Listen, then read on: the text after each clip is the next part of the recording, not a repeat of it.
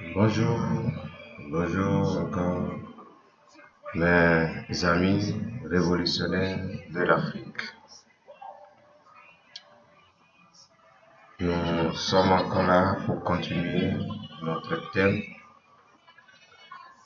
que nous avons entamé sur l'esclavagisme mental. Alors, ce problème dépasse un cancer. C'est une maladie psycho-spirituelle qui tue des millions et des millions des Africains depuis des années en arrière, et ça continue à tuer les Africains. Alors, être malade sans le savoir, sans prendre des médicaments nécessaires pour la guérir, vraiment, ça tue. Donc, notre maladie, nous sommes en train de les détecter et nous allons aller jusqu'au fond et chercher de trouver des solutions palpables, des solutions claires et d'être délivrés dans cette médiocrité, cette pauvreté et cette gangrène qui tue les Africains. Beaucoup de fois, nous dirigeons nos discours vers les choses aléatoires, les choses qui n'ont pas le bon fondement pour notre développement. Et donc, aujourd'hui, nous parlerons encore une partie, un point crucial de celui qui est atteint par cet esprit d'esclavagisme mental, bien qui est atteint par cette maladie. Et nous allons réveiller les gens de commencer à chercher des médicaments nécessaires pour pouvoir guérir cette maladie. Je vous rappelle, comme aussi dans les vidéos précédentes, que l'esclavagisme mental, c'est quelque chose, bien c'est une mentalité que si quelqu'un a cette mentalité, c'est difficile de le changer. Si quelqu'un est atteint par la maladie psycho-esclavagiste, c'est difficile de le réveiller et de le faire sortir. Ce n'est pas question d'argent. Ce n'est pas une question de la culture. Ce n'est pas une question socio-traditionnelle. C'est une question de toucher la conscience de la personne et de le faire sortir dans cette gangrène. Et vous avez déjà donné des exemples et nous allons continuer à voir un à un des exemples qui relatent que l'Afrique, malgré qu'on lui a donné l'opportunité de croître, l'opportunité de sortir dans la pauvreté, il est là et tout à rond parce que on ne lui a pas libéré la vérité. On ne lui a pas dit que il faut être indépendant, premièrement, sur le plan psychologique, avant de commencer à avoir l'indépendance physique. Et je vous ai dit, si vous avez un fou dans votre maison, celui qui est déréglé mentalement, vous lui donnez 1 milliard. Qu'est-ce que vous pensez qu'il va devenir? Il ne va rien changer autour de lui et il ne va rien changer dans sa vie parce que mentalement, il n'est pas là. Si on libère un esclave, on le délivre on le délivre dans les liens, les chaînes qu'on l'utilisait avant pour l'attacher. Si on l'enlève dans la chaîne, mais si on ne travaille pas sur sa psychologie pour dire aujourd'hui tu es lié, tu es délié plutôt, la personne va rester là-bas et il ne va jamais même savoir qu'il a été délié. Alors, c'est le cas de l'Afrique. Et nous devons travailler sur cela. En quoi? Si nous crions que nous avons l'indépendance, si nous crions que nos États sont indépendants, et nous prenons quelqu'un qui a subi longtemps, qui a passé tout son temps à servir un patron, et lui seul, il n'est plus en mesure de décider quelque chose en autonomie. On lui dit aujourd'hui tu es libre, tu es indépendant.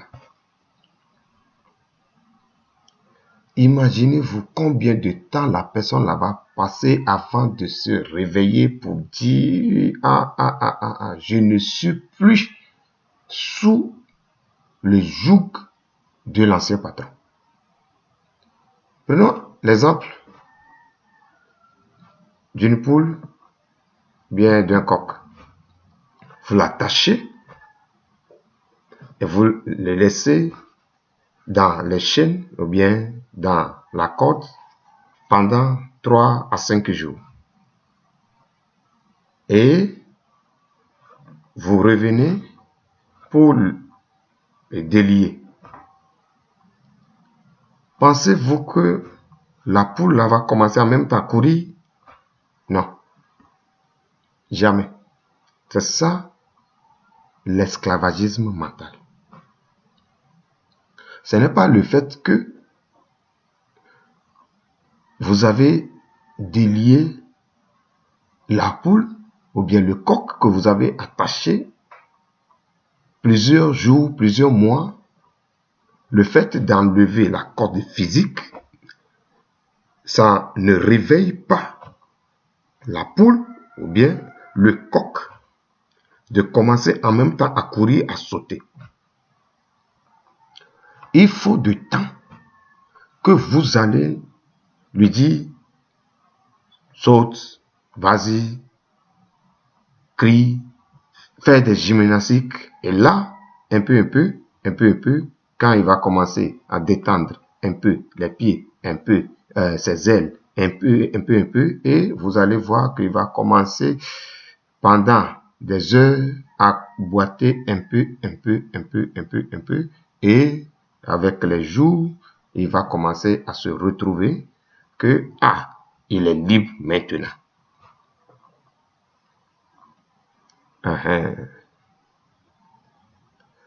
Alors, un autre exemple.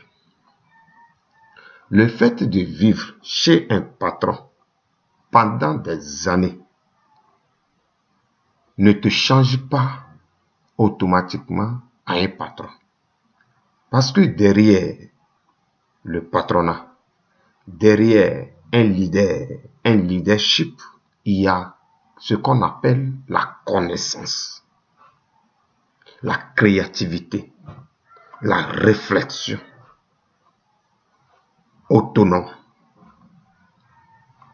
Alors, si on ne t'a pas pris tout le temps que tu étais chez ton patron à décider en autonomie, à décider tout seul, à chercher à avancer quand les problèmes arrivent tout seul, le jour que le patron ne va pas être là, le patron va te quitter, tu ne vas rien bouger.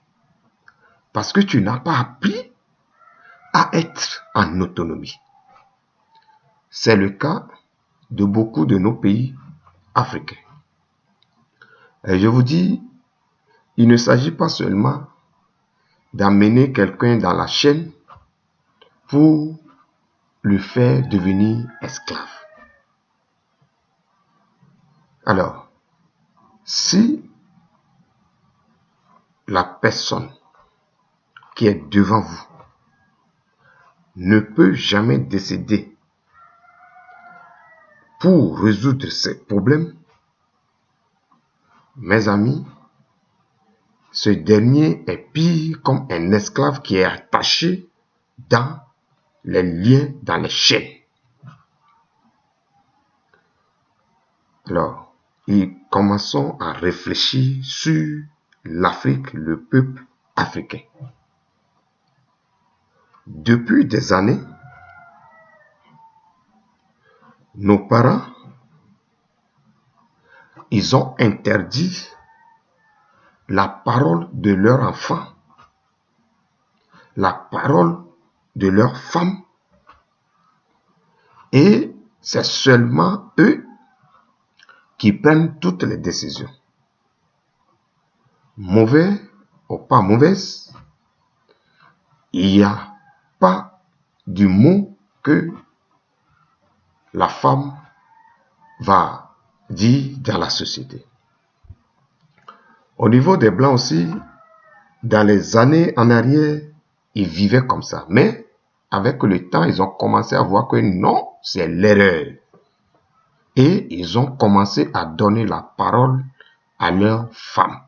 Et les femmes, ils ont commencé à mener des idées propres, claires, pour le développement de leur pays.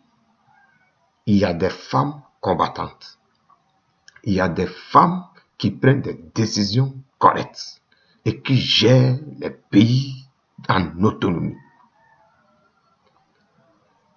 Mais pour nous, encore dans nos sociétés civiles aujourd'hui, on interdit aux femmes, on interdit à nos enfants de pouvoir parler. Donc, les femmes et les enfants n'ont pas droit à la parole. Et seul le monsieur, celui qui a subi des années de l'esclavage dans sa tête, qui veut conduire. Imaginez-vous, qu'est-ce que ce dernier peut apporter dans sa maison? Commençons par nos maisons d'abord. Être esclave là, ce n'est pas question d'être dans des chaînes. C'est question du refus d'autonomie, question du refus d'indépendance. C'est question du refus d'écouter les autres et collaborer ensemble. Un esclave, il est toujours là en disant, même si ses amis parlent, lui il est là, il dit, est-ce que le patron vous a dit ça? Parce que pour lui, il faut un patron. Pour lui, il ne peut rien faire sans un patron. Et donc, il est là et il regarde ses amis qui cherchent à avancer et lui, il tourne en rond et il dit non, ce n'est pas le patron qui a dit ça et ce n'est pas les Européens qui sont venus pour nous dire, et donc ça ne va pas fonctionner. C'est ça, cette idée, ça vient de nous-mêmes, et non, ça ne peut pas marcher, et il faut les Européens, il faut les Américains, il faut les Chinois qui vont venir vraiment nous aider, qui vont venir nous diriger. Diriger, ce n'est pas ils vont venir rester à la place du président, du député, ministre. Non. Diriger, c'est-à-dire, c'est leurs idées seulement qu'on va faire. Donc, nous sommes encore esclaves de l'extérieur pour le simple fait que nous ne sommes pas indépendants mentalement. Donc, quelles qu'en soient les bonnes idées que l'Européen va me dire, quelles qu'en soient les bonnes idées que les Chinois vont nous donner, tant qu'eux ils n'arrivent pas à venir exécuter ces idées-là, nous allons toujours chercher à aller, ah patron, je veux ça, patron, je veux ça, patron, je veux ça. Imaginez quelqu'un qui a des ressources minières, des gisements pétroliers. Et ils sont là, si tu vois les entreprises qui exploitent ces gisements et ces ressources minières, c'est les entreprises extérieures. Et cette population, cet amalgame de population mélangée qui est là, il n'y a personne en mesure de dire fabriquons nos machines, fabriquons nos inventons des machines, proclamons nos idées. Quand on parle des programmes sur les computers, là, c'est des idées de quelqu'un, il a programmé et il a donné condition. Si A est égal à B et B est égal à C, tourne à gauche. Ça, c'est des machines qui sont commandées comme ça. Et, mes amis, vous êtes à l'appareil d'un ingénieur mécanique. Et ce que je déplore, encore dans notre société, dans nos pays africains, et que à la fin, j'ai noté que non, le problème, ce n'est pas eux, le problème, c'est que ils ne savent pas qu'ils sont indépendants. Parce qu'ils sont comme une poule qu'on a attachée pendant des années, et quand on vient de la détacher, il ne peut pas marcher. Et il est là. Et il faut lui dire, chut, chut, chut, pendant des heures, avant qu'il ne commence à se boiter, même à peine. Ou bien, il faut le soulever, tu déposes un peu, tu soulèves, tu déposes un peu, tu soulèves, tu déposes un peu, et avec le temps, il va s'éliminer, il va dire, ah, je suis libre. C'est comme ça l'état de l'Afrique, présentement. Mais, il est temps que nous devons quitter dans cette mentalité. Alors, si nous sommes là encore, en 2019 à 2020, et sur nos territoires, nous produisons les fers. Ok? Nous produisons, oui, il y a des quincailleries, il y a des entreprises, ok, qui produisent vraiment les fers. Ok? Donc, je vous parlais des barres de fer, des achats, ainsi de suite. Et nous ne sommes pas en mesure de couper un morceau en faisant des trous dedans pour fabriquer un moteur diesel.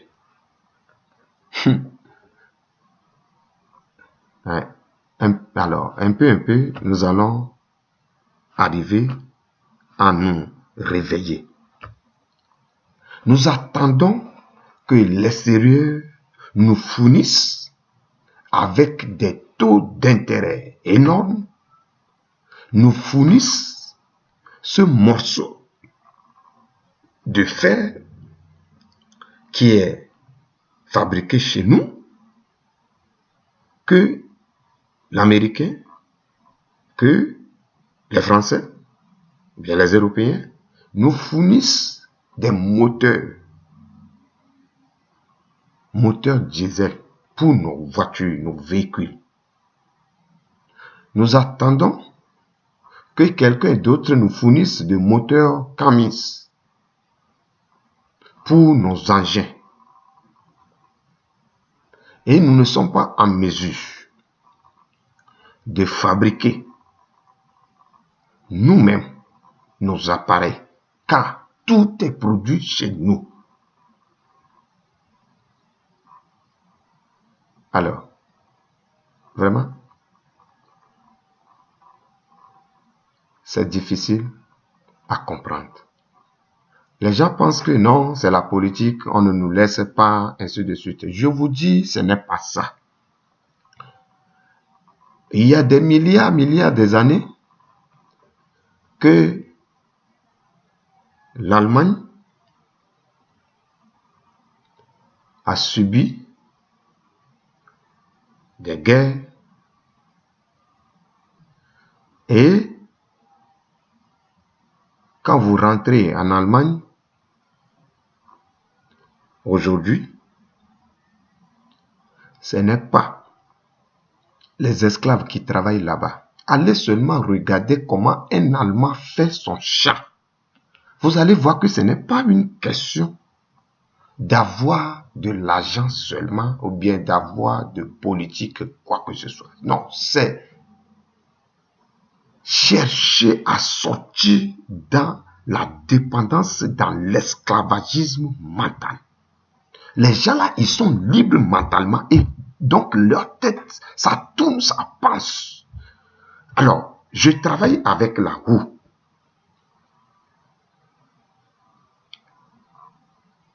Depuis que je suis né et jusqu'à maintenant, nous travaillons toujours avec la roue, les machettes. Avec ça, est-ce que vous croyez qu'on peut faire un champ pour nourrir la population qui croît chaque jour? C'est impossible. Nous vivons dans une zone tropicale. L'Afrique de l'Ouest. La majeure partie, c'est des zones tropicales. Et dans cette zone, il y a certaines cultures, il y a certains fruits, c'est seulement dans les zones, je vous dis, dans les zones tropicales qu'on peut trouver ces fruits-là. Mais il faut nous demander que ces fruits que Dieu a donnés essentiellement pour notre zone, chez qui on l'achète aujourd'hui, il faut aller acheter, mes amis, il faut aller acheter de tomates en Belgique. Il faut aller acheter des tomates en Italie avant de venir cuisiner en Afrique. Qu'est-ce que vous attendez qu'on va arriver? Alors que tomates là chez nous, tu verses seulement les grains et tu vas récolter pas mal de tomates. Mes amis, je vous parle de la vérité qui va libérer l'Afrique. Quand j'ai tourné dans les pays et j'ai vu leur mentalité, imaginez-vous que dans ces pays où il y a la neige, il y a du froid. Les gens, ils ont pensé même couvrir leurs champs pour que la neige ne se dépose pas sur les sèmes, les produits vivriers qui sont en train de cultiver. Et ils se fatiguent nuit et jour pour couvrir complètement des États sur des États. Nous, on n'a pas besoin de couvrir nos champs. On a besoin seulement de les arroser. Parce qu'il n'y a jamais, surtout dans l'Afrique noire, il n'y a jamais de neige. On a la pluie. Et il faut ajouter à la pluie de l'eau pour irriguer, de l'eau pour vraiment arroser ces fruits vivriers, ces produits vivriers, de telle manière qu'on peut avoir cela en abondance et chaque jour. Mais je vous dis que ça ne se fait pas présentement et les gens souffrent de cela. Les gens ne mangent pas. Ils n'ont pas assez à des tomates. Ils n'ont pas assez à du piment. Ils n'ont pas assez à des maïs. Ils n'ont pas assez à de manioc qui vraiment suffit pour nourrir toute l'Afrique. Et on attend le blanc. On attend que quelqu'un nous importe les choses. Alors, c'est être esclave de la personne qu'on attend.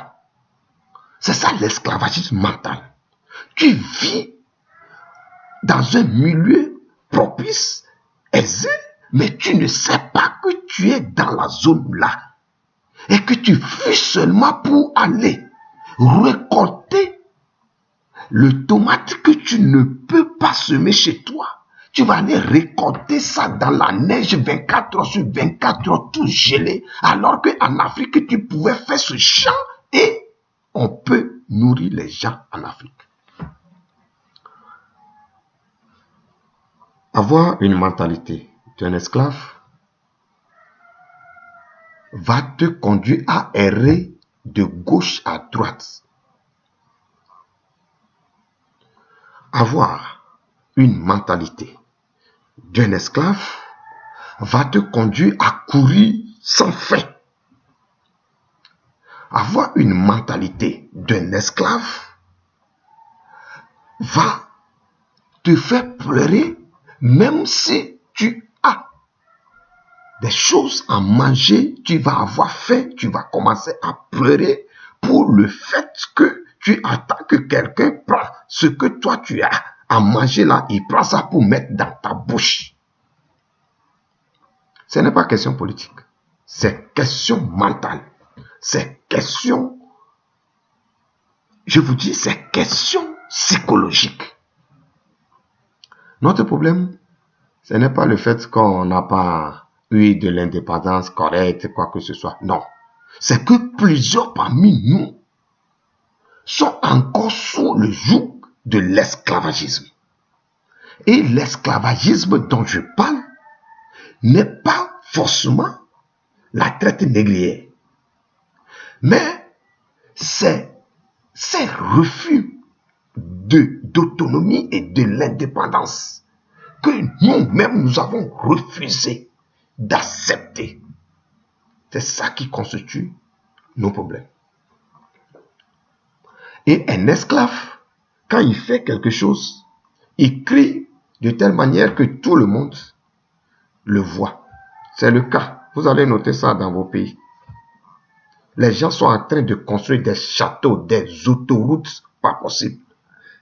Et ils n'avisent pas tout le monde entier. Ils ne parlent pas sur les toits de telle manière que les gens sachent que aujourd'hui nous allons, ils vont faire l'autoroute. Quand ils finissent l'autoroute là, et quelques deux personnes vont venir remercier Dieu, disons pour l'inauguration, juste remercier Dieu pour dire vraiment il y a une œuvre qui vient de se terminer. Mais nous en Afrique, dans la mentalité d'un esclave. On n'a même pas commencé le projet de l'autoroute. On va crier à tout le monde. On va gémir de gauche à droite. On va commencer à inaugurer cela avec des gens derrière, des chars, des voitures climatisées qui vont vraiment marcher dans des brousses, dans des trous, dans des désordres pour dire nous sommes en train d'inaugurer une route qu'on n'a même pas construite.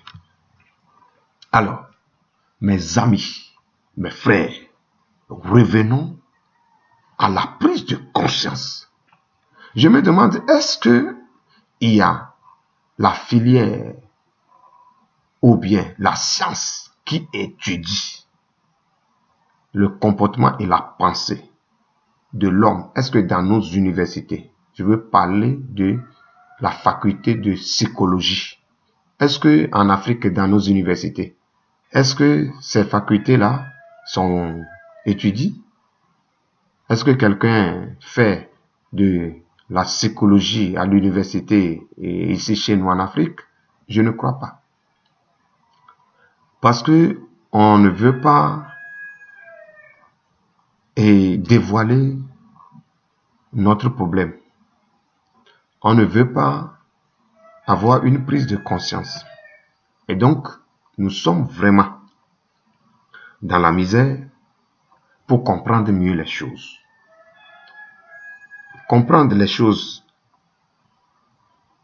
psycho-mentales. Et quand je parle de psycho, c'est déjà la science est déjà liée à la pensée, à l'âme de la personne, à son esprit, donc la psychologie. Ok. Donc comme on ne connaît rien sur cette science, vous allez noter que même dans l'évolution de l'Église en Afrique, les gens ils ont commencé à utiliser un peu la psychologie pour pouvoir voler leurs frères, leurs sœurs, en mélangeant la parole de Dieu avec d'autres choses. Et beaucoup ne veulent pas travailler et donc ils se sont jetés dans cet processus de gagner de l'argent en mélangeant les frères et les sœurs pour enrichir leur poche. Ça, c'est être esclave de l'argent. Il y a certains qui ont abandonné leurs études pour dire que Dieu les a appelés et il ne peut pas continuer son étude. Mes amis, ça c'est la mentalité d'un esclave. Alors Dieu dit, la science m'appartient. Et lisez bien la Bible. La science m'appartient. La sagesse, si quelqu'un a besoin de la sagesse, il n'a qu'à me demander. Ok, c'est ça. Et pour les docteurs, c'est moi qui leur donne la science de connaître l'homme et de régler certains problèmes. Parce que Dieu seul, il a d'autres choses à faire. Et les gens qui n'ont pas fréquenté, ils se laissent baigner par ces hypocrites et rendent beaucoup de gens encore plus esclaves au lieu de les libérer. C'est pour ça que vous allez voir. C'est vrai que la parole de Dieu évolue en Afrique, mais les gens, il n'y a rien qui change. Les gens ne changent pas parce que quand tu prends un esclave, je vais vous dire quelque chose, et puis dans la Bible, vous allez retrouver ça. Quand tu prends un esclave, tu l'habilles, et tu ne lui as pas dit qu'aujourd'hui, là, il faut commencer à penser de ta tête. Il faut réfléchir. Il faut sortir. Il faut chercher maintenant ton autonomie. Quand tu n'as pas travaillé sur son psycho pour le réveiller, quel qu'en soit l'habit qu'il porte, il est toujours esclave. Donc, si vous ramenez les esclaves dans la maison de Dieu et vous ne dites pas la vérité qui libère des esclaves, vous ne pouvez jamais les libérer. Plutôt, vous allez les détruire. C'est pour ça, la parole de Dieu qui est venue dans le monde entier, qui libère les gens, qui fait réfléchir les gens. Et en Afrique, ça tue les gens. Ça nuit les gens. Ça détruit les gens. Parce que, étant esclave, avant d'être libéré, il faut connaître la vérité de la libération. Donc, cette vérité, beaucoup n'ont pas ça. Ils ont pris la Bible, ils ont commencé à raconter de n'importe quoi. Et puis, les gens, ils sautent de gauche à droite. Et les gens abandonnent ce que Dieu leur avait même demandé. Alors, Dieu, à la création de la terre, de l'humanité, de l'univers, il avait décidé que l'homme, là où il est, il domine sur les animaux, domine sur tout ce qui est là. Et qu'ils commencent à travailler pour améliorer les choses qui sont devant eux. C'est pour cela, là où les Blancs, ils sont là. Chaque jour qui passe, ils luttent pour laisser quelque chose avant de partir. Parce que si Dieu t'a créé pour que tu honores, c'est sa direction, c'est son travail. C'est-à-dire, la terre, là, je vous donne. Mais travaillez la terre. Opérez la terre. Et tout ce qui est dans les sous-sols, c'est pour vous. Lisez bien Genèse. Tout cela, c'est pour vous. Travaillez cela. Mangez les fruits, les bons fruits de la terre. Si Dieu, il sait qu'il a caché l'or dans la terre. Quand il te dit va travailler l'or, ça veut dire qu'il a mis à ta disposition des moyens intellectuels pour pouvoir inventer des matériels qui vont te permettre de travailler l'or. Donc l'industrialisation était déjà prévue quand l'homme devait déjà venir sur la terre avant que Dieu ne fait venir l'homme sur la terre en le créant, le fait sortir de la terre même pour dire voici, je veux que tu gères là où tu es sorti. Je veux que tu possèdes là où tu es sorti. Je veux que tu règnes là où je t'ai mis. Avant de dire toutes ces choses, il a déjà prévu l'industrialisation. Donc si un Africain est encore là dans la médiocrité, qui ne veut pas travailler, il ne veut pas faire avancer l'Afrique, travailler sur cette terre, en attendant que un jour, si Dieu lui-même il va prendre sa décision de dire aujourd'hui, je vous appelle, venez chez moi, je vais retourner pour donner une nouvelle terre, un nouvel ciel, tant que Dieu n'a pas décrété cette dernière parole. Il dit, toi, tu dois travailler sur la terre, tu dois inventer, tu dois réfléchir. Les gens sont là. Il dit, on ne va pas travailler. On attend Dieu, son retour. C'est des bêtises. Dieu n'a jamais dit à personne de s'arrêter et attendre son retour. Sinon, pourquoi il n'est pas parti avec ses disciples? Jésus. Pourquoi Jésus n'est pas parti avec ses disciples? Les gens ne connaissent rien de la parole et prêchent la parole. Les gens ne veulent pas étudier la parole de Dieu et ils sont là dans des bêtises. Tout cela, c'est parce que ils ont pris la parole en tant qu'esclaves. Et ils ne cherchent pas à devenir enfants de Dieu que Dieu lui-même il a prononcé. Que aujourd'hui vous êtes mon enfant, vous êtes enfant de Dieu vivant. Les gens, ils ne veulent pas sortir dans cette mentalité, dans cette gangrène destructrice. Ils sont là pour des questions vraiment qui n'ont pas de sens. Et un esclave, comme je le disais avant, ça c'est entre parenthèses, comme je le disais avant, c'est quelqu'un qui veut montrer aux gens qu'il est patron, mais en fait il n'est pas patron. Vous allez noter ça dans vos bureaux, dans vos services dans vos pays, et ainsi de suite. Moins de choses, tout le monde sort avec sa voiture, avec des soldats à côté, pour montrer c'est moi dans le quartier, c'est moi le nouveau député qui est là, c'est moi le nouveau ministre qu'on vient de nommer.